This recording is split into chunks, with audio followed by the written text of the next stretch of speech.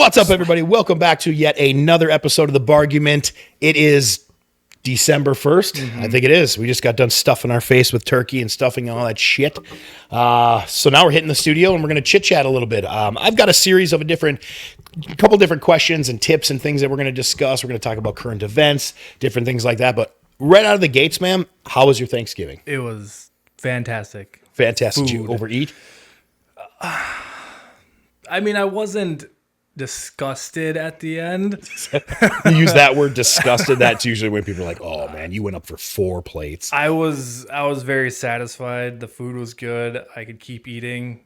Granted, I mean, I know there was a point where I was like, all right, I need to stop, but it wasn't I think everybody gets that little voice in their head on Thanksgiving. It's just, they push that down. Mm-hmm. Like, I can keep for an eating. extra piece of pie or something. It's fine. Dessert is a different stomach.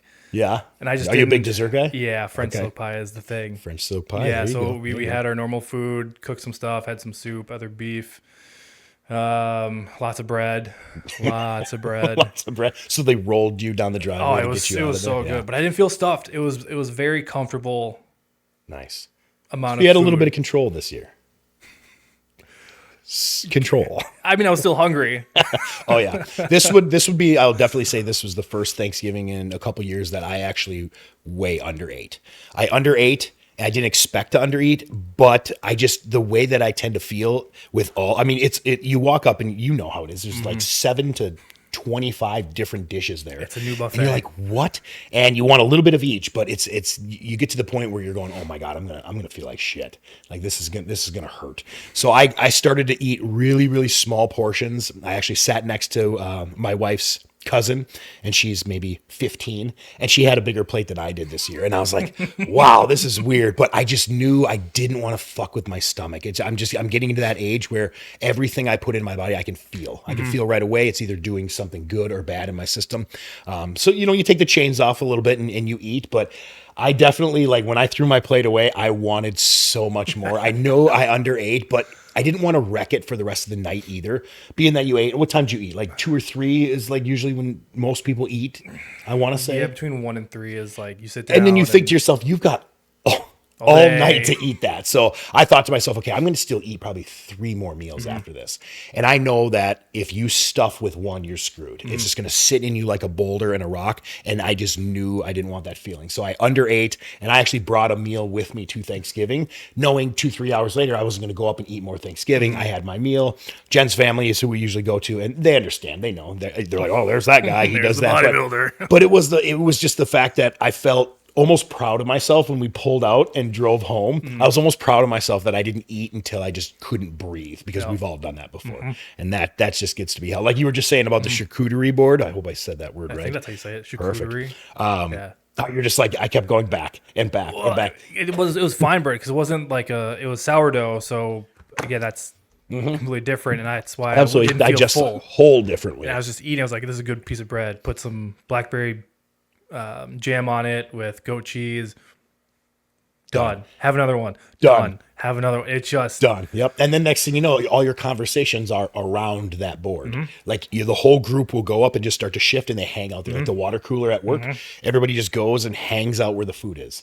It's crazy. That's how we are at my house when we have snacks or anything like that. Everybody just hangs out in the kitchen. It's like, if you're watching yourself or trying to behave yourself, the last thing you want to do is hang out right where all the food is, because you're going to, without even thinking. Without even thinking. What else am I going to do? I'm chatting here. Here's this. And boom. And you don't even know. And you don't want to think about it, but you're just like 100 calories, 100 calories, 100 calories. It's like over and over. And next thing you know, like, so how'd you eat? You're like, I did pretty good. Like 1,700 extra calories in I got all my calories in for the week. Yeah. Yeah. Well, awesome. Then after, because then we went to my family. It was just at my sister's place. They already ate, so we brought the French silk pie there, because like, all right, we don't have anything to bring them. We know it's either going to be a dessert or hangout. So I'm like, all right, we'll bring the pie. I mean, grant that, yeah, that's my go-to. You would have liked the dip I made. So every year we have to bring something, and I'm like that guy that loves to make shit to bring. But I'll do snacks, finger food, desserts, whatever. So we decided on doing a dessert. And I told Jen, I'm like, Jen, leave me alone. Let me do this. Like, I want to do it. It's to her family. So she's like, okay, I'll let you do it. I think I pulled it off. It was pretty popular. So what I did is I took Cool Whip and I dumped a hot cocoa packet dried hot cocoa packet in there, stirred it up. So it's almost like a hot cocoa dip. I surrounded it with animal crackers and marshmallows on top and dusted it with a little cinnamon. I know I'm just like a freak like that. But it wasn't exactly something I personally would eat all the time, but it was a hit. Yeah. People loved it. Had the kids eating it, had grandma eating it, had aunts and uncles eating it. 2 years ago, I made a peanut butter ball. You've probably heard of. I made a full peanut butter ball. It looked like a globe. And what I did is I took Reese's Pieces individually and I surrounded the whole globe with one little, and it just came out. It looked like the sphere in Vegas. Big hit. And you can put club crackers. You could do animal crackers. You could do graham crackers is a really good one to have. Oreos, so good. You can do anything. So, but yeah, I love doing that. I love being able to just make little desserts and stuff like that. So Man, I'm a huge dessert guy. Yeah. Like food is whatever, but when it comes to pies, that's your thing. oh yeah. See, and I can take it or leave it only because doing this for so long, I psychologically just go, you know what? I don't want to flood that sugar in me because I know how it is. If you have one bite, you have 3 bites, then you have 16 bites, then the whole pie is gone. And that's the scarce part. And that's where most of my posts and conversations around Thanksgiving and holidays come from is just don't eat like an asshole. Yep. Like, I know it sounds how it is, and we're putting that on a shirt. I've got it. We have got to put that on a shirt because it's just true. You know when you've overindulged, and you know when, like I said, I came out here and said I weigh under 8. Like I just knew it. I also have those times where I weigh overeat. So it's like you know how it is. It's just don't eat like an asshole because you'll feel like an asshole. So. Well, I mean, the good news is Trump won.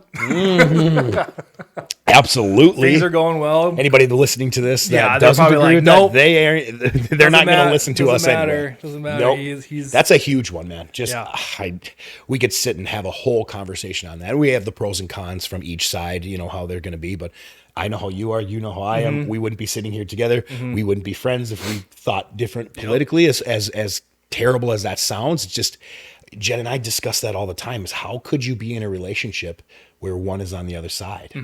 That would be really tough. I've been seeing so many posts that are going, I mean, you see it online either from, mostly it's Reddit and now this one called Blue Sky. Okay. I mean, that'll be a totally different. Is that another like forum? So Blue Sky is the social media that Zuckerberg, not Zuckerberg, what's his name?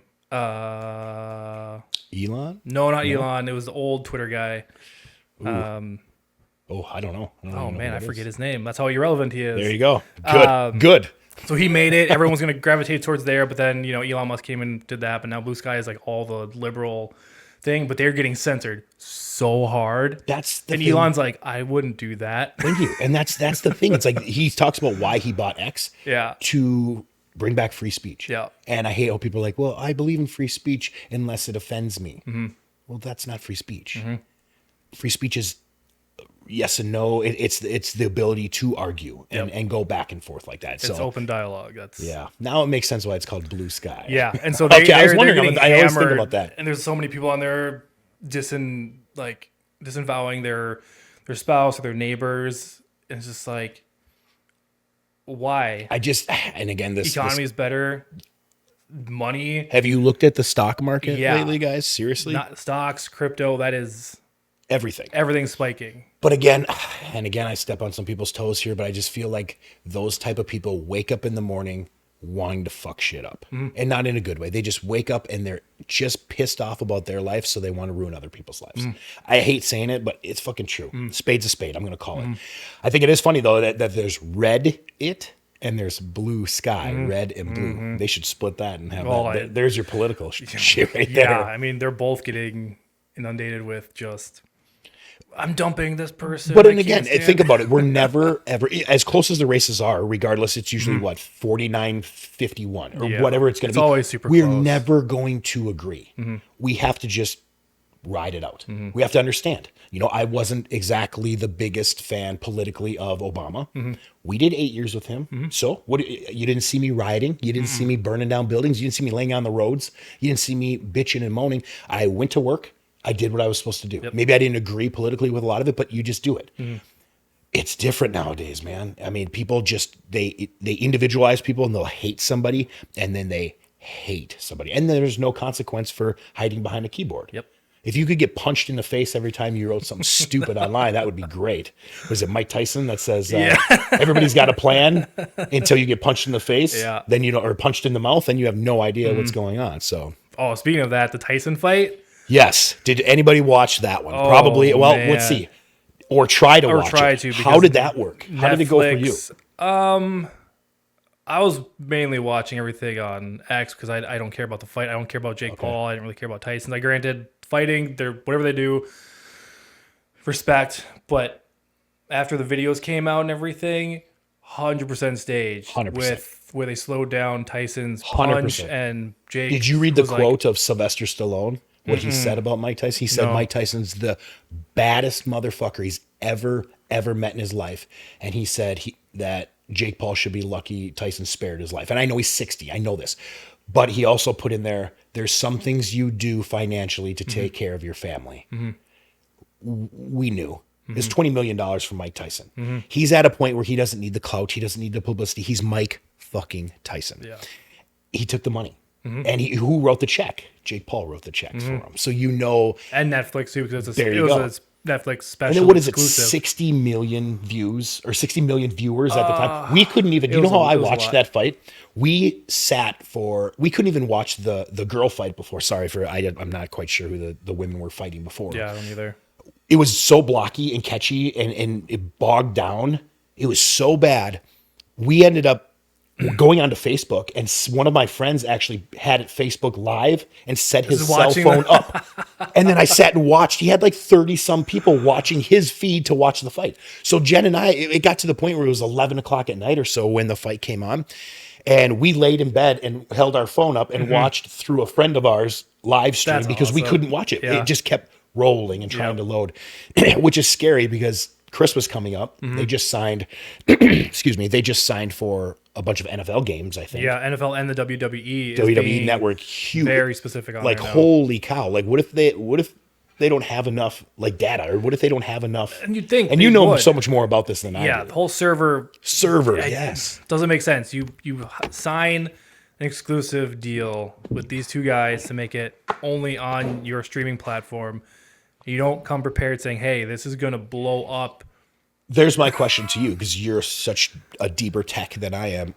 Why? Why did that happen? They didn't have enough. They didn't have enough storage and they the didn't servers. Expect that many people, or I just don't know. You can always plan to be like, okay, we need so much space, so many servers to house all this traffic coming in, but then there's always that misnomer where it's like, oh, it's too much at once, even though we've tested it prior. So is that bad for Netflix stock? Is that what did they do? Okay, end of night when they came through, the millions of complaints they had. Yeah. What did they do, or what do they do to fix that? Do you know? They either put it up on. I mean, 'cause you can rewatch it. Yep. So it's not like it was a live. Was it just because everybody was on Netflix at the same time? Yep.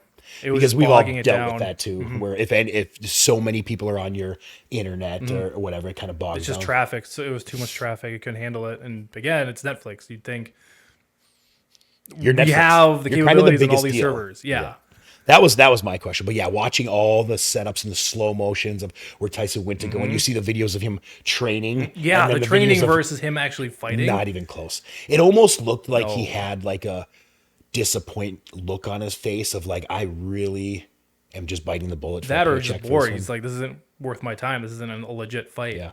And then again, I heard a thing of him talking about, he said, my family has never thought much of me, but after this, they'll think a lot more of me. Interesting. And that's very interesting because I just feel he just brought the money to the table, and regardless of Mike Tyson's a fucking badass, but how much money he had back in his day, he bought a tiger. Like, do you really need a tiger? You start thinking about finances and go, okay, man, maybe you did something. Maybe you spent your money a little stupid. He just wanted it. Yeah, but at the same time, I think he capitalized. Yeah. Like, he capitalized. Jake Paul capitalized. Jake Paul and Logan Paul, like, they are who they are. And I've done a little bit of research on him. Logan Paul is a WWE wrestler.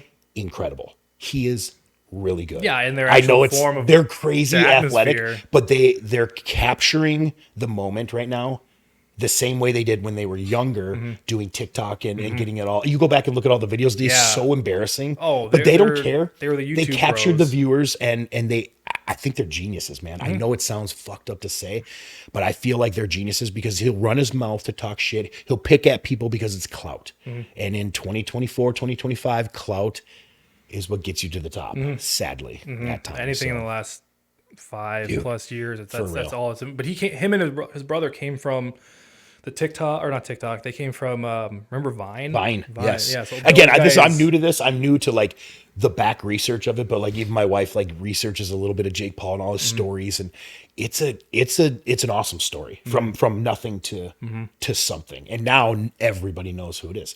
So here's another one too: is Billy Ray Cyrus. You know, Billy Ray Cyrus is country singer back in the day. So I didn't know much about him until when Miley Cyrus came out, but she was Hannah Montana. So they talked. I read this interview with Billy Ray Cyrus, and he said something like, whether it's good or bad publicity, publicity is it's publicity. Yep. And so, because that's when, if you remember, Miley Cyrus at the time came out, she shaved her head. She was like doing all this like sexual stuff, had a dildo on stage, all this weird shit. Yeah, after her and Hannah Montana, when she got more popular. There you go. She went from like Disney Channel Hannah Montana to then new Hollywood type. But her dad wasn't mad about any of that because he said that was the transformation from the kid to the adult, and they needed to. Because if you say Hannah Montana to somebody, a lot of people don't know who that is. But if you say Miley Cyrus, they know who it is. But if you ask a little kid who Miley Cyrus is, they might not know, but you say Hannah Montana, they're gonna be like, oh yeah.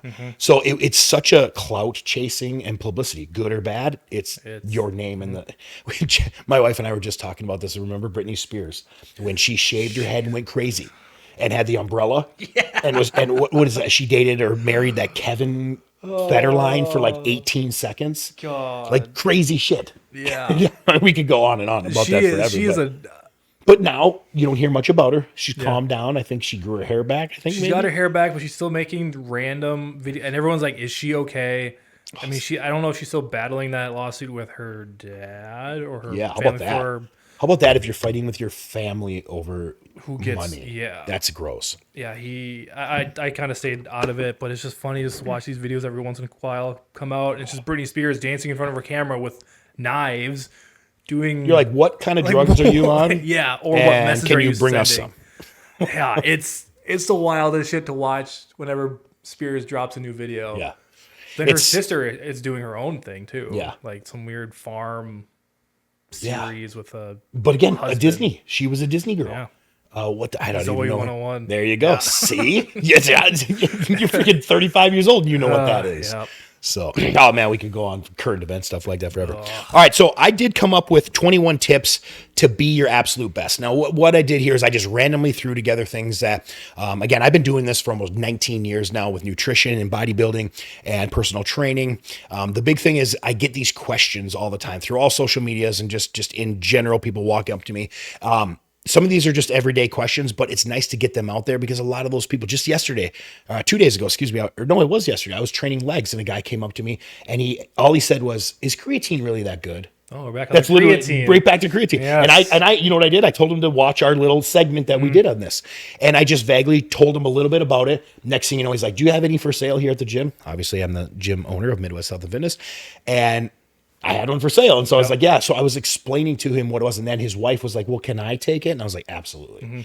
Trying to, not to go back into depth with that. If you do want to know a little bit more about that, for God's sakes, just Google something or check out recent episodes that we've done before, little reels, talking about how important and how good creatine really is for you. But I just wrote down a couple tips and we're going to kind of bebop back and forth. Now, again, being a nutritionist, I have my angles that I approach people with, and then I either bring them up or down as far as how you're going to understand them. So the number one thing is you got to take it for what it is, and you got to understand that the way that you perceive something isn't going to be the way somebody else's. That's why I love having Dom and I both on this podcast, because we can bounce ideas off. Because what I might think of something, he might think completely different. And that's the best part is let's argue. Let's argue. Let's go back and forth. Explain to me why you like this so much, and I'll explain to you why I like it so much, or vice versa. So, number one, I'm going with alcohol is poison.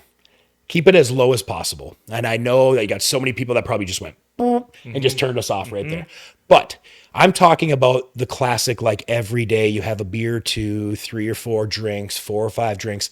And I'm telling you guys, I have some crazy stories. I used to personal train a guy that, I'm not kidding you, he told me, honestly, he drank 30 drinks a day. Holy shit. 30 drinks a day. So I instantly just went, bullshit. I'm like, whatever. You know, in my world, that's crazy. You got to remember, my world's a little bit different. And we got on a program, and he wasn't kidding, because his mom actually was a member at the gym and was telling me the stories that, yes, 30 drinks he can take down no problem. So I talked to him. He filled out the questionnaire. We started working with each other, and I set up a program and got him set up on 20 drinks a day. I know that sounds crazy, but we just slowly brought it down. Everything, you guys, everything is in moderation. And we'll touch base on tons more on that, but 30 drinks sounds astronomical to me. I've never had 30 drinks in my life combined. That's just me, but everybody is different. And so what we did is we just slowly weaned them off. There's no way you take a guy with 30 drinks and cut him off cold turkey. No. Zero chance he will succeed. So we brought it down to 20, long story short, 15, 12, 10, 6, 3, 2, and now he has an occasional. But the first thing he had to do was admit, holy shit, maybe I do have a problem. And there's nothing wrong with having an occasional glass of wine or a cocktail. I'm never going to say anything's bad. That's another thing we're going to touch on, is I don't believe in that there's really bad foods out there. We'll get on that. But it's just a matter of what purpose does alcohol have for you in a healthy way? There's really none. And I get it. It takes the edge off. You chill, you relax, but all in moderation, guys. But the one thing that I do myself is I'll utilize hard alcohol on preps for a lot of my clients, but there's a reason, because it dehydrates you. There's a whole purpose behind why I'm doing it. Just like every single thing that you put in your body should have a purpose behind it. It doesn't have to, but then don't complain about your body hurting or not looking or feeling the way you want to look when you don't even care what you put in your body. So, I mean, that's a big one. What's your take on alcohol? People will go, oh, but what about red and white wine for... You're splitting hairs. You're splitting hairs at that point. I get it. Just like the whole dark chocolate and red wine thing. I mean... Yeah, they talk about antioxidants being high. For sure. Yeah. Dark chocolate. That's a great one. Eat that. Drink heavier red wine, whatever. But it comes down to the obsession... Where it's 1 turns into 3, turns into 2. And don't think you're getting your daily antioxidant because you're like, oh, I had a bottle of wine, or I had 6 bars of dark chocolate, and Spaff told me that, so I should really be getting in shape. My post-workout is chocolate. Yeah. So again, it's all in moderation, but yeah. So if you're really trying to better yourself, kick the alcohol out and just watch. Especially here in the Midwest, we live here in the Midwest, Minnesota, everything's Wisconsin. Beer. Everything and all parties and all gatherings are always gathered around what? Beer and alcohol every time. If you're serious, that's the number one thing you should cut it out. If you're not serious, then you're going to tell right away, because you're never going to be able to out-train that. Well, it's just going to make, the amount of beers and calories. It's the empty calories and the visceral fat that it creates. And if anybody doesn't know what visceral fat is, that's the amount of fat that's in your system, in surrounding your organs, your heart, your large and small intestine. It's all the fat, that visceral fat that builds up in there. And that's why you'll see a lot of people with just very round bellies, and they're really like skinny arms, skinny legs, but they have and you go up and hit that belly, it's rock hard. Dude, it is solid. The because they have so much visceral fat built up in there. They don't understand that they have to break all that up. And how do you get rid of that? You got to drink a lot of water, not beer. And get it out of your system. Waters and beer. Yeah. It's funny, that's another good one. It's funny. You can't get anybody to drink a gallon of water a day, but they'll toast 8 to 10 beers, no problem. So watch your alcohol intake for sure if you're serious about health and fitness. I used to be an alcoholic. I mean, that's... Well, there you go. That's why I wanted to touch base. I didn't know that. Yeah, So explain that to me. Like, what did that mean to you? Like, what was going through your head? So I mean, it was through high school and even up until I was 20. High school. Well, okay. So my background is the music scene, emo boy. So I mean, that was what we did. We played music, we toured, we traveled. You're on a bus, you're on a van, or in a van. Drugs, drinking, and sex. That's all you do is Taco Bell, alcohol, and whatever else you can get. And the nearest bathroom. That's and cigarettes and other drugs. But that's literally what it was. That's what you did pre-show, before you go on. It's like a lifestyle. The same way we talk about. Well, that's incredible. I love to hear that because I didn't know that. Yeah. So you've really flipped your whole entire life. I've woken up on the side of roads before. I've woken up in on the curb. I've woken up in Damn, dude. multiple different locations, and this was before I was even 20. Well, good for you to openly admit And that it's and say like, that. shit, dude. Because you've come a long way, brother. You've come a long way. I'm proud of you, man. That's awesome. I couldn't do it. I mean, granted, like at the time, like when it happened, and I realized, I'm like, oh shit. I mean, for me, I could stop it. Just like when I smoked cigarettes, I could. Okay. People are like, oh, you got to stop. I'm like, all right, fine. Stopped instantly. I'm the same way though. If I Weird. have to stop something, no matter what, I'll cold turkey. Yep. Like I just talked about that guy with 30 drinks. I know that's a stretch, but he built that up. It's not like you just woke up and drank 30 drinks. I tried to drink 30 beers today, I'll die. Yeah. Like it took him time to kind of build that up. But I feel sick after maybe one or two. But you have the same mentality I do. Like we will just cold turkey cut it off because we know it could be life or death for our body. Yeah. So with normal like like gin or rum or vodka, I mean, I would every once in a while if I had so I have acid reflux when it happens. It was really bad. I used to take a shot of just straight vodka and it would be fine. It was weird, but it's just like it would help. And because I always tilt my head every time it happened, I'd be like, oh, here it comes again. I just felt like heartburn. It's a weird feeling. And if you've never experienced heartburn, and the only reason I'm saying this is because my wife has never, and so when I get it, she has no idea what I'm talking about. It is so painful, and you cannot explain it. You're just like, it feels like a blowtorch going down and it's your not stomach. like you're about to throw up. It's just a weird, like, your neck just feels inflamed, but like, well, it almost feels like you can't breathe. You it's can't hard take to a explain breath it in. if you don't already experience it. So you would take a shot to suppress it? Yeah, and it was weird. Wow. It worked within like. You think that's the opposite minutes. normally? I think I'd take a shot and it would hit me. Yeah, no, it was nice. I'd take it and I just let it go through and burn down, and then Wow. it would be fine. And then you're warm. And then I'm fine. Yeah, then I'm like, oh, You're warm real quick. and then I'm like, oh, can't do this anymore. But yeah, that was it. And then if it happened again, weeks or months later, it was very random. It wasn't a And it was daily from, or weekly thing. what was it from? I don't know. Just random things would trigger Just it. that lifestyle? Because you get it now? I still, I get it maybe once every few months now. Okay. But again, I don't know what triggers it. Gotcha. It just happens, and then but it goes away faster. And I don't have to take What a about shot. spicy food? How are you with spicy food? See, I love it, but I can't do it much anymore. I used to. It depends on the level. Because there's where the heartburn comes for me. And I'm not that guy that's going to sit and chew on Tums. Yeah. Those are terrible for you. People don't understand what that does to your system. Rips apart. But you look at the older generation and they're all spicy food, Tums. Spicy food, Tums. And they just sit and utilize it. They have no idea what it's doing to their system. So It was the worst thing. oh, it's terrible. Gross. All right, man. Let's go on to another one here. Almond butter and peanut butter are not a protein source. I get that one all the time. Now, hear me out. Is there trace proteins? Absolutely. 6 to 7 grams per serving. But if you're going off a diabetic exchange, and this is how I like to run a lot of my diets with clients, is a protein is a protein, a carb's a carb's, a fat's a fat. If you're going to sit there and split hairs on that, you're going to go insane. And take it from me, who has split hairs like that my whole life, you have to realize that you're never going, like if I give you a diet with 2010 calories, you're never going to exactly hit 2010. You won't. But why freak out if you're 10 over, 15 over? You know, if you start getting a couple hundred over, absolutely we have a problem. That's concerning. But you really want to take it for what it is. Don't look at all of it because there's fat, there's carbs. I mean, there's 6 grams of carbs in 2 tablespoons of peanut butter. But are you really going to sit and dwell that and mark that? And people do. And don't get me wrong. I know I've got clients. I know they use MyFitnessPal. They use all that stuff. Go ahead. But I'm telling you, just treat everything on a diabetic exchange. And if you have no idea what that means, again, I explained a little bit, but just research it yourself. I've gone on that way with my clients, and it's drove a lot of my clients insane because they're so anal about it.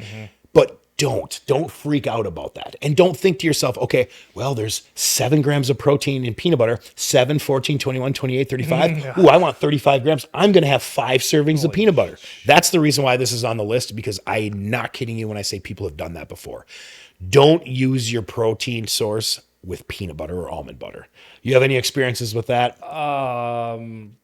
Probably not with peanut butter. I mean, for me, it was literally looking at protein count in powders or any sort of food. Like that was my go-to. If it was a high sugar, doesn't matter if the protein was above 20. If the sugar count was above 11%, boom, done. I would not. I wouldn't do it. If Which it is great. We like touch 8, base on that coming up here too. Awesome. And then Keep an eye on that. Back then, it was literally just icing the protein in because I was trying to get big because my brain was like, oh, I'm new to lifting. I need to lift a lot, eat a lot, and then get big to a certain point. And then I wasn't doing it right because my brain was like, oh, protein this, and then Oh man, my story is detrimental. Like my story of that is insane. And because I went to school for nutrition, this is what I do. I eat, breathe, and sleep this. I did it completely wrong for the first couple years because I was that same idea. I'm skinny. I want to get big. I got to eat a ton of protein, as much protein as I can. And I need to lift as hard and heavy as I can and as often as I can. No three things could be any more wrong. Could be any more wrong. I'm not kidding you. Walk around with a tub of peanut butter. Dude, I walked around with a freezer bag full of egg whites that I'd hard boil. I'd break them all up, put them in bags. I'd walk around with dozens of hard-boiled eggs, a baggie of just chicken breast. I'm not kidding you. So you'd ask me how many meals a day I would eat? One. Because all day I was eating eggs and chicken. I'd sit up against my refrigerator so full, and I would keep going because I'm like, you skinny little bitch, keep eating. Dude, my heart grew. I started to get heart murmurs because as a protein, it's going to build muscle. Yeah. What is your heart? Muscle. A muscle. So I started to have these contractions in my heart, and I'm going, something's not right. I went and got it checked, and they were telling me that I was having heart murmurs because my heart was growing. It was like the reverse Grinch. Instead of the Grinch's heart shrinking, mine was enlarging. And what I did is then I took my protein way down. I've never had problems with it since. But I know like that's how that works. But I was doing it so completely wrong. And I was taking no days off. I wasn't resting. I was training so hard. All my joints. Again, I was in the teens and in young 20s where you could just go and go and go. Your CNS can handle it. Your recovery was like perfect. And I was doing everything wrong. And now I look back and go, man, I could have had 10 more years of doing it right. Think of where you'd be now. But you learn from it. You have to learn from it. You have to fuck up a lot. Kind of like where this whole topic came from with almond butter. Fuck up a couple times until you finally learn, like, hey, maybe this is what I got to do. Like you said, how did you get to that point where you looked at 11 grams of sugar up or down was going to be your factor? Wherever you was, there, whatever. But it embedded into your head and it helped you. Yeah. You know, so that's the thing is learning something, screwing it up, and then learning why and how, and just admit your wrongdoings. That's the number one thing you can do is don't be bullheaded, because the day you think you know everything is the day you start losing everything. That's it's just the weirdest thing because I'd eat it thinking this is gonna benefit, but then I was like, why wasn't I seeing anything? And it also goes the compliment of what are you doing with your food plus the workout? How are you complementing those two per day per? And now that we're older, and yeah. I say older, 35, 38. You really think about recovery. I spend so much time, money, and effort into my recovery, almost more than my actual lifting itself nowadays, because I pay attention to my joints. I pay attention to, okay, what happened 5 years ago? What happened 10 years ago? 15 years ago? Like, go back and learn and say, okay, I used to do it like this. I'm going to switch it up and try it this way and see what happens. But it's just all about learning from those mistakes. Well, yeah, we can't do those lifts anymore. No, because now it's like if I mess up now, tomorrow I won't be able to do that. Oh yeah, you're not walking right. You know, if I sneeze wrong, my back's out. I'm not walking right for 72 days. Like, you're out of it. Another one, so to run us into another one, is don't always believe the hype on new supplements. This pill, this magic pill, this magic. And I'm not talking herbs, and I'm not talking things like that. I'm talking more of the new up and coming. Like, this fat burner is the best. This pre-workout's the best. This is going to get you strong. Like, again, I've been in this business a long time, and I've seen so many products come and go. And I've bit on a lot of them when I was young and I even didn't know a lot. I mean, I don't know if you remember, but there was a product that came out, called P6 Black. It was by Cellucor. Now, this was before Cellucor became huge and kind of sold out to, they're in Walmarts and Walgreens now. But it was a black tube, and it was called P6 Black, and it was a pro hormone. And it was also another supplement called Megaplex with like 5 X's at the end. That I remember. It was like Megaplex XX. Yeah, I was like, and you're like, okay. You gotta be edgy. Yep. And so these pro hormones, at the time, I'm not sure what pro hormones are going to do to me. Well, I had a couple buddies of mine, and we bought a couple containers. We start chewing on these things like chiclet gum. And next thing you know, we're strong as fuck. And we're strong as fuck fast. And you know now, anything that you get really fast, you're paying a price for. All I know is my overhead presses just started to skyrocket. My bench went way up. My squat, I feel like a god. Like, this is amazing. And then gynecomastia comes in. So there were certain things that you got to level off with your testosterone and your estrogen and different things that at the time we didn't know. But Next thing you know, we're going, hey, what the hell's going on? Why is why are we acting like this? What's going on? Why are our emotions going so up and down? No idea. So that's the one thing, especially nowadays with social media. There's so many. I mean, right now there's a new product that just came out. 100%. Right now there's another one, and and we could sit and watch it. And being that you're in the industry, we see it all day long. Every news feed we see. You really got to pay attention to what you put into your body, guys. The most important by far, because the long game is everything. We've all been young, and I'm still at that. We were just talking about that. I'm going to be sneaking up on 40 really soon here. I feel like I'm 16, but I take care of my body like I'm 16. And I do all those things, and just be so careful with what you don't believe the hype. It's sadly nowadays too. It's money hungry people. That's it. That's it. They don't give a shit what you're doing. They have the resources. There That's you the go. thing. If you have the resources to do it and the outlet, why not? Yep. I always wondered that too. So I relate this all the way back to like drug dealers. When you hear about drug dealers that lace their shit with stuff, why would you do that? Because you're killing off your customers. You could essentially die from what you're lacing them because they don't give a shit.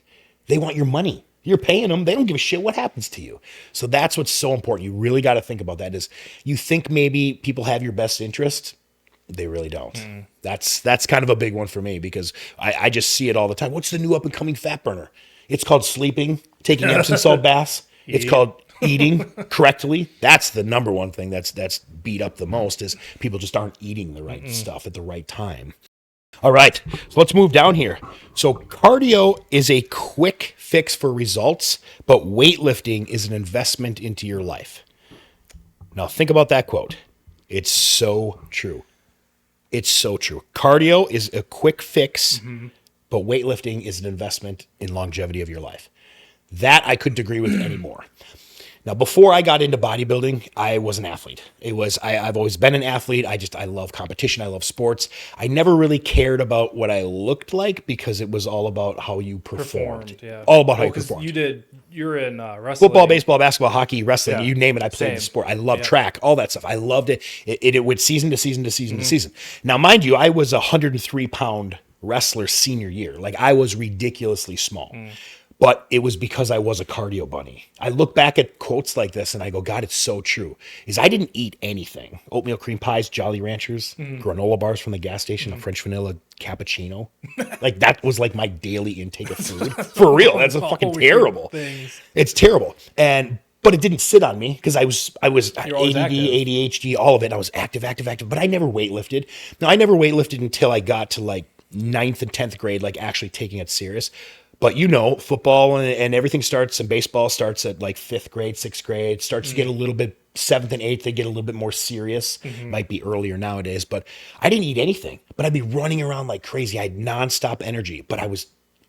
Yeah, isn't that the weirdest thing? Like now we think back, like how much food we're eating now to accommodate our lifestyle. Yes. To back when we're in, middle school, high school. I'm not even gonna say college, because that point you're poor as shit because you're college and you're eating anything, but like high school and middle school, like you're still with your parents and you're eating what's available. Yeah.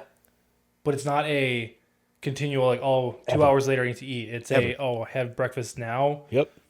And that's activity, lunch, activity. There it is. Dinner. And my thing is exactly what you said. That was a perfect way to put it. Is you had time to eat, then for activity, then time to eat, activity. I had so many activities going on, I skipped over the eating part. Yeah. And because I was like I had the FOMO all the time. I never wanted to miss out. I had to run out there and be picked first at recess on the football team. Fuck that chicken patty that was school lunch. I'm going out there Dunkers, and it was crazy. Yeah. What would you do to go back to high school and enjoy meals, right? I would love it. But that's what's so crazy is you don't realize, you don't even think about it at the time, how much cardio you're really doing. Yeah. But you could fluctuate like crazy depending on how stagnant you were. And I'm just one of those people that have never been stagnant. So I have to make myself stagnant. Like, I'm a 15 to 20,000 step a day guy right now. I'm literally pulling it all the way back to 8,000 or less so I can hold weight. And my food is through the fucking roof right now. But it just shows how your body accommodates for it. But it's simple. I could drop my food down, up my cardio, and you're going to get results. But the thing with weightlifting is that's what's creating everything. You guys ever heard of muscle memory? Muscle memory is a real thing, because you could weightlift. Like, as much as I've been training and weightlifting my whole life, if I stopped for 6 months and then started back up, Oh, it'd be My body miserable. would always remember. But it'd be miserable. Oh, it'd be miserable because I have accommodated and done this lifestyle my whole life. I don't even know how to sit still and do nothing, as bad as that sounds. But it's one of those things that you still have muscle memory. You know, if you stop training, you've taken a couple days off in a row. And then when you train the next time, you feel like a god. Yeah. You're strong, but because that muscle memory is there. But it's the people that do it and then take a month off and then do it again. And they're in so much pain because they're going, oh my God. Because if you don't use it, you lose it. That's a real fucking thing. So it's one of those things where if you want a good, long life, healthy life, you got to watch what you eat and you got to stay active. And I'm not saying be a marathon runner or hump the stair climber for 2 hours. I mean, I'm literally moving 6,000 to 8,000 steps a day right now. And I feel like the laziest piece of shit ever because I am so active all the You time. can't sit still. But I need the scale to go up. I have my own goals of what I'm aiming for, and I need to slow down. I need to watch Netflix. I need to learn to play video games more often. You're still doing 30 minutes of cardio, or did you knock that back? Realistically, anywhere between 10 and 20 minutes pre or post. Because you knocked your steps down. So Yeah, my steps up. So I go for walks around my neighborhood. I've got my pass, all that. I Right. brought that down to 1 time a day. Usually it's 2 or 3 times a day. And then pre-workout, I'll ride like the recumbent bike to loosen my legs up. Otherwise, it's 5 to 10 minutes just walking on the treadmill. Especially here in the Midwest where we're freezing cold. Joints, tendons take so long to warm up just to get the blood flow. And then maybe post-workout, if I want, I'll walk for 15, 20 minutes. But other than that, I'm really not doing any cardio whatsoever because I am so active. You got to match your lifestyle, match your food with your lifestyle. So when I have clients right now that have a crazy amount of food. It's because they're so hyperactive and they have a very active construction job. Dallas, who I just had, he did 0 cardio, 0 zilch for a 16-week prep. That's unheard of. But he's a construction worker and he follows everything to a T. I've known what that guy has put in his mouth for the last year. He was so dedicated on everything, and it showed. He's never looked or felt better in his entire life. We did a show down in Green Bay. We just flew back from Washington for another show. He took 2nd overall at both of them. Fantastic showing. Soon that kid's getting his pro card. We're gonna keep going for it for sure. But that's different. So people can't look at him and be like, well, I want that. Well, if you want that, then you need to do what he's going to do. You can't window shop somebody and not understand their lifestyle. That's a great quote. You can't window shop somebody and expect their results window shopping on them. You know, it makes no sense. So, so that's a big one. So I'm not saying not to do cardio either, because you really need, cardio is such a heart health thing. It's not so much dropping all your body fat. You're dropping body fat while training and eating. Cardio is your heart health, man. I mean, and like we just discussed before, your heart's a muscle. It needs to be trained just like your biceps do. I mean, even then, that's my cardio goes up. Yeah, where are you at? Where are you sitting right now? And again, you're kind of doing your own thing. Yeah, so I started noticing I was dropping. Before he goes on this, I want to touch base on his Instagram post yesterday where he was eating a fucking bacon cheeseburger and a bowl of Reese's peanut butter puffs. This guy's crushing right now, but he has also been on a plan with me where we have cut down and bulked up. So he knows what his body's adapting to. And the fact that he's crushing a Hy-Vee cheeseburger pre-workout, he's never had better pumps. His body is acclimated around that. Now, I'm not going to go off being a nutritionist and say that that's the healthiest thing to do, but looking from the outside in, it's working for his system. Why reinvent the wheel? Why reinvent the wheel when it's working right now? He'll know if he overindulges, he'll start to feel it. It's being aware. You got to be aware of everything you put in your body and how your body reacts to it. Go ahead. Because I started noticing, because I wanted to get to a certain point. So like, all right, I need to get a little bigger, certain size, but I also wanted to maintain the cardio. I'm focusing more on my legs now.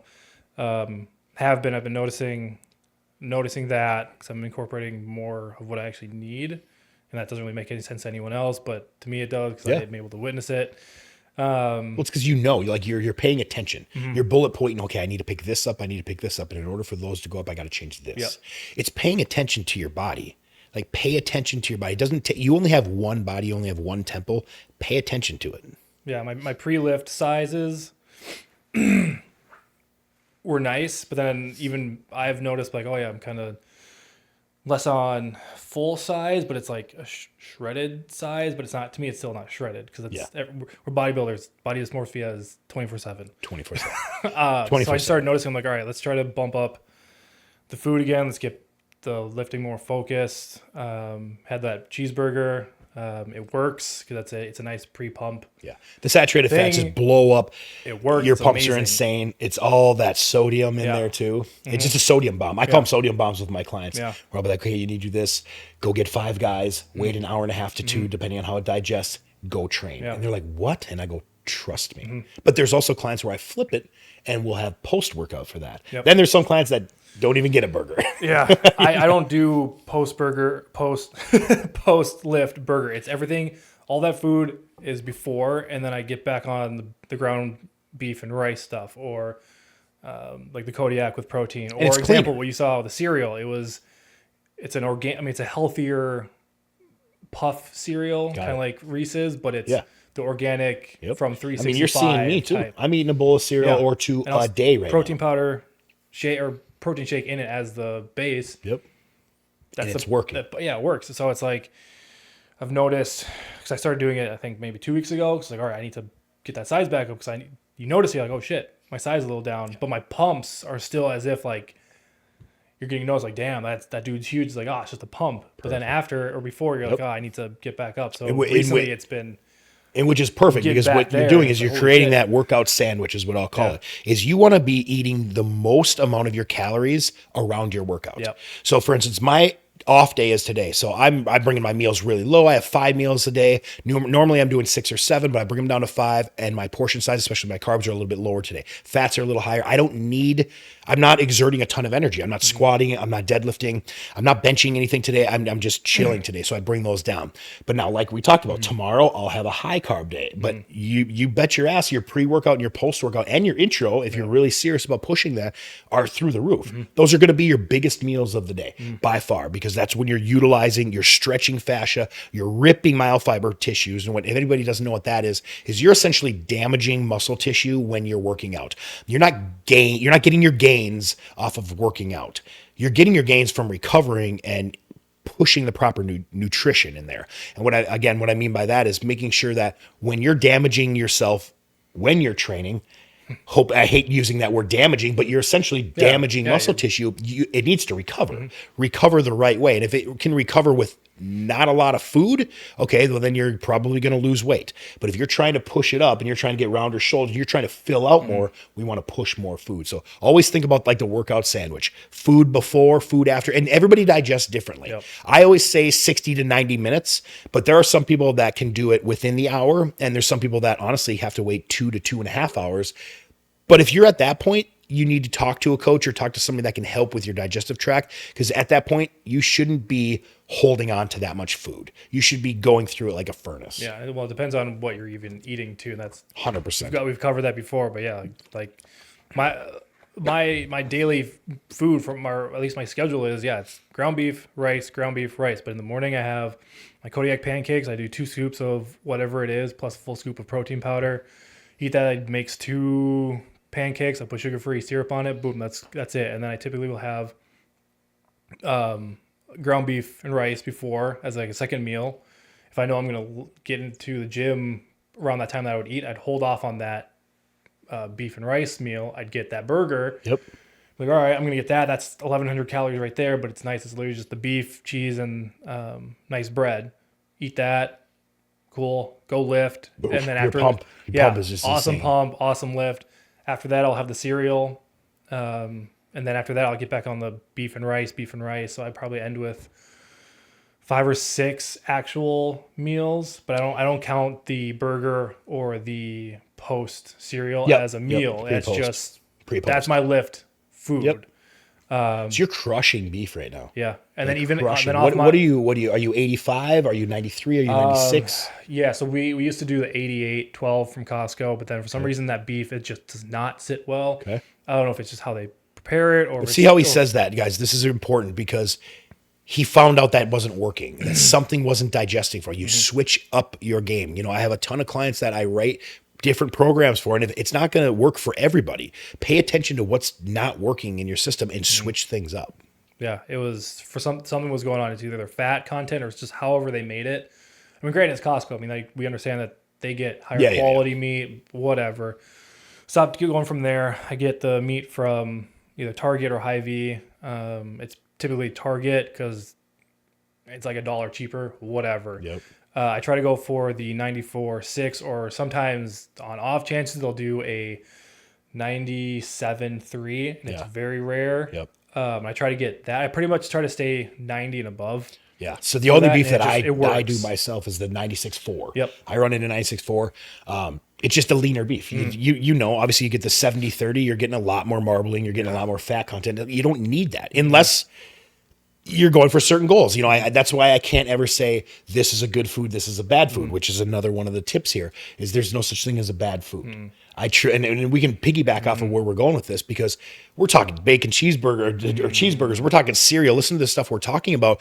And you guys are sitting here going, this is supposed to be a health chat here. Well, it's all in moderation. Yeah. It's all in moderation. And where you get it. So the burgers that I get is from Hy-Vee, but they're also partnered with Whataburger, and Mark Wahlberg is also health and fitness. Yep. And their meat is fantastic. Cleaner, so the way they make it is great.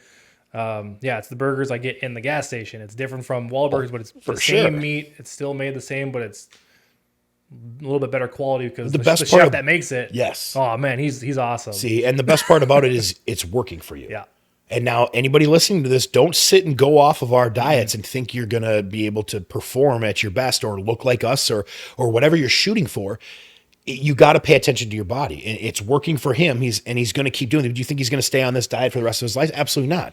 Because he might say, hey, you know what? I want to trim 10, 12 pounds off for the summer.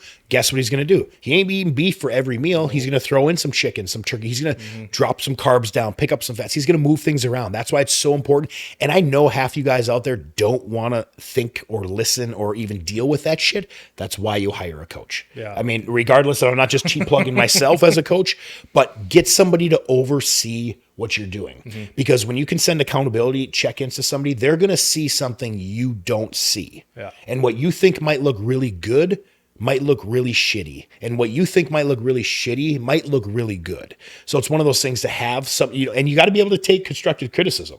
Like, I love it. I love when someone rips on me. I know it sounds weird, but it's kind of like that thing where the music I listen to when I work out is screaming at me. I need somebody to just be aggressive.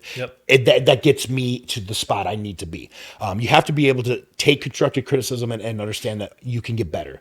Because if you really want to be your optimal best, you have to make sure that other people see you at your best. And you got to be able to feel. You got to be able to feel your best too. Because you can look like $1 million, but if you feel like shit on the inside, it's not worth it at all. At all. And play with, like, because it works for me. I mean, obviously people can play around with food. Granted, yeah, sure. Go ahead, eat that food, play around with it, but don't expect the instant results. Your body's going to go into some weird deficit. Your body's going to yell at you because you're taking and eating all this weird food. Oh, for sure. And trying to they don't think about the list. sweats. They don't think about if you didn't sleep at night because you ate too close to bed. They don't think about digestive issues. They don't think about all the stuff that you had to literally write down and figure out, okay, I don't want to do this. I don't want to do this. I figured that I used to eat right before I went to bed.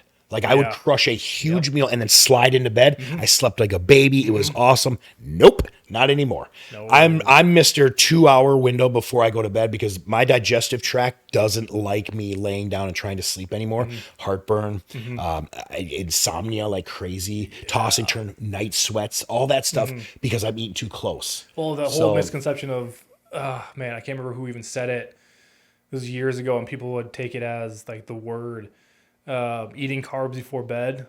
So I used to do, this is back years ago when I was in my apartment, I would do 6 waffles with peanut butter in the morning and before I went to bed. I'd still work out, but this was like me still figuring out what learning your body is. I was like, I need to have all these carbs before I go to bed. It worked for a bit. Yeah. And then it just tanked everything. I couldn't sleep. I woke up just like... And see, that's the thing behind the scenes that they don't see. Yeah. They just see the window shopping. They just see the results of you looking good. And I want that. No, you don't understand how much time, energy, and effort you put into learning what works. And that's why it takes a long time with a lot of my clients is to get them on a program and see a couple weeks of how their body adapts to this certain type of food. And I will tell you right now, usually last meal of the day, I usually have minimal carbs on all my clients. But depending on what their goals are. Even if they're trying to get bigger, I'm not going to load them up before bed because then they're going to tell me they're sleeping like shit. And I'll tell you guys right now, if you don't sleep, it's just like missing a workout. It's just like missing a meal. It's like getting in a fight with your wife. It sucks. You have to understand your body acclimates around what it does day after day after day after day. And so what I do is I keep the carbs a little bit lower to make sure they can sleep, because sleeping is when you're recovering. So if they're waking up optimal, good energy and all this stuff, then we can do a bigger breakfast carb, send them on their way. But there are some people that I start to utilize a little bit higher fibers, and I'll put some oatmeal into their last meal so that they can sleep better, because digestion for sure, and all the enzymes and everything, and they're going to expand. And I've got some crazy like oatmeal tricks. Like this morning, so again, I'm on a plan where I'm trying to put on a little bit of size. 2 cups of oatmeal sucks. Yeah. Like it sucks. But here's the catch though. If you cook 2 cups of oatmeal, it expands to like 4 cups of oatmeal. So here's how you can beat the system. Write this one down, guys. If you put it in a shake or drink it before you cook it, then what you can digest it better, it hits the system better, and then it's going to be about 20, and again, this is just me, 20 to 30 minutes later, that oatmeal then starts to expand. It's easier to get it in when it's drier oats than it is to cook them when the oats are this big. So that's a little tip and trick that I tell all my clients. Like a lot of people, their breakfast, meal 1, it's on the go. Yeah. And they're like, hey, I don't have time to sit in there. So I'm like, okay, we're going to take a banana. We're going to take 2 tablespoons of peanut butter. We're going to take 2 cups of oatmeal. And we're going to do our protein powder. We're going to put it in a blender or a shake and just get it in. That is a hell of a lot easier to down than making all of that and sitting there with what looks like 4 cups of oatmeal. Or just a big plate, and you're like, how the hell am I supposed to eat this? Yeah, same like egg whites. Some people like to scramble up egg whites and have a big plate of it. Sure, okay, cool. If you have time for that. I am a firm believer. I really love Muscle Egg. Muscle Egg's a great company. I've been associated with them guys for a long time. I get gallons of egg whites delivered right to my door in all sorts of flavors. It's amazing. Their chocolate and birthday cake. Oh, it's so good. I mean, you name it. I mean, I've been with these guys for years. I currently have 8 to 10 gallons in my freezer because I don't drink my egg whites. I'm currently doing the Ninja Creamy a lot. Yes. And so I make my Ninja Creamies with egg whites. And every night it's a different flavor egg whites. I have fun with it. You know, if you're dieting or you're watching what you eat, it doesn't mean you have to sit there and eat plain shit all the time. People think that's hardcore. Trust me. Like I said, when I was up and coming, I was sifting out every single egg whites. And I'm telling you, it was about 30 to 40. I would sit and do that. At the time, my girlfriend's house, and I'd be cracking 30, 40 eggs. I would crush up like Special K crackers on top of the egg whites to give it a crunch. I'd put Tabasco sauce with a glob of peanut butter. I've got the craziest concoctions. Gosh, that'd take forever. It takes forever. And now it's like, okay, all right, we're a little bit older now. We're a little bit more efficient. They have these companies out there like these cream of rice companies. You know, cream of rice, people have no idea what that is. They have zero idea. And that's the most convenient carb source and best digesting carb source you can possibly have. Yeah, the new ones that you have, like even I can tolerate that. It's with the Elevate. E8. Yeah, Elevate's a good one. They have the rice and grinds. Is that the one that has that character? That's Flavor Gang. Man, that for some reason rips up your gut. I can't. It's a texture thing. Okay, I can't do that. And everybody's different with it. The new one with Elevate, like. Yes, you like it, and so I know there's 4 different companies right now, and there's only going to be more because it's taking off, but. The one thing I love the best about that is it hits your sweet tooth. So if you have, you know, everybody's got a sweet tooth. You talked about how you're a sugar guy. You love it. I'm that guy that if I eat a cookie, I'm going to have 14 cookies. So what I do is I'll make a little cream of rice, and it's like brownie batter, or you have cinnamon brown sugar. That hits the spot for me. And then you don't want that. And then you don't want to sit and eat all that sugar. Because at the end of the day, sugar is the one thing you want to avoid the most. And again, it's all in moderation, like we talked about, but there's no such thing as a bad food out there. But if you're going to eat sugar, which we all are going to, if you're going to digest sugar, what we just talked about, the workout sandwich, have your sugar either pre or post so it can absorb. Don't sit in front of the TV at 10 o'clock at night and down all the sugar, because good luck. Good luck, because you're not going to sleep through the night. Well, your lift the next day is going to be shit. Oh, and you're going to feel like trash. And again, I'm not going to sit here and say sugar is the Antichrist. Sugar is the worst thing, because it's just not your friend. Yeah, and it's all in times. You know, I'm definitely not a hypocrite. I'm that guy that says, like, you had a bowl of cereal. My post-workout is a box of cereal, like a box of cereal. Same. I mean, pour it. It's either all gone or but it's for a cause. Yeah, whatever size that box is, it goes down to there. And then you're looking at, and I'll measure out, I'm looking at anywhere between 250 and 300 grams of carbs in cereal. And you're thinking, how? But I just got done killing my legs. I just got done crushing my back or shoulders. And I'm utilizing it to grow at certain time. We don't want to talk about the anabolic window because there's really no such thing, but timing your food is a real thing. Yeah. That's a big factor for sure. Thanks guys very much for watching the podcast. Stay tuned for the next one. Podcast out.